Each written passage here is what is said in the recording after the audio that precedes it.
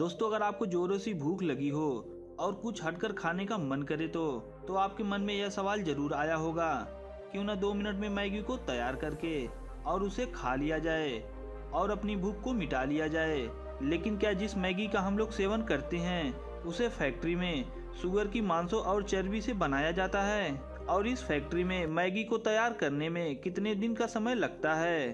और क्या आपने कभी सोचा है कि जिस मैगी को हम लोग 2 मिनट में बनाकर खाते हैं उसे फैक्ट्री में कैसे बनाया जाता है? दोस्तों, साल 2015 में नेस्ले कंपनी को सरकार ने पूरी तरह से बैन कर दिया था। इसलिए इस कंपनी को बंद किया था क्योंकि जो लोग इस मैगी का सेवन करते थे उन लोगों का दावा है कि मैगी में शुगर की चर्बी और मांस का यूज किया जाता है। इसलिए भारत में पूरी तरह से मैगी बैन हो गई थी। लेकिन आज की इस वीडियो में हम आपको मैगी की पूरी सच्चाई बताएंगे, जिसे जानने के बाद आप दांतों तले उंगली दबा लेंगे और कैसे लोगों की जान से खेला जाता है। आखिरकार आपकी पसंदीदा मैगी को कैसे बनाया जाता है फैक्ट्री में, तो वीडियो को लास्ट तक जरूर देखना। और हाँ, अगर आप चैनल पर नए हो तो चैनल को सब्सक्राइब कर लेना। दोस्तों, भारत में ही नहीं बल्कि पूरे देश में मैगी एक ऐसी प्रोडक्ट बन गई है और इस मैगी को लोग दोनों टाइम खाना पसंद कर रहे हैं। लेकिन भारत ही एक ऐसा देश है जहां मैगी के हर एक पैकेट पर ग्रीन डॉट दिखाई देता है। और भारत के अलावा अन्य देशों में मैगी में नॉनवेज मिलाया जाता है और सिर्फ भारत में ही वेज मैगी बनाई जाती है। और आप जिस मैगी को डेली नाश्ता में खाते हैं, आखिरकार यह मैगी आई कहां से? तो मैं आपको बता दूं कि स्विट्जरलैंड के फैक्ट्री में मजदूरों के लिए यह मैगी बनाई गई थी। साल 1880 में स्विट्जरलैंड के मजदूरों के लिए यह मैगी बनाई गई थी, क्योंकि इन मजदूरों के पास उतना वक्त नहीं था कि वह लोग अच्छा खाना बना सकें और उसे खा सकें।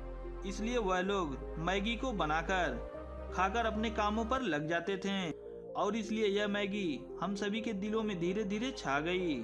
और जैसे जैसे समय बीतते गया, लोगों ने मैगी को अलग अलग तरीके से बनाना चालू कर दिया और अब हर एक देश में मैगी को लोग अलग अलग तरीके से बनाकर खाना शुरू कर दिए हैं। चलिए अब देखते हैं मैगी को फैक्ट्री में कैसे बनाया जाता है।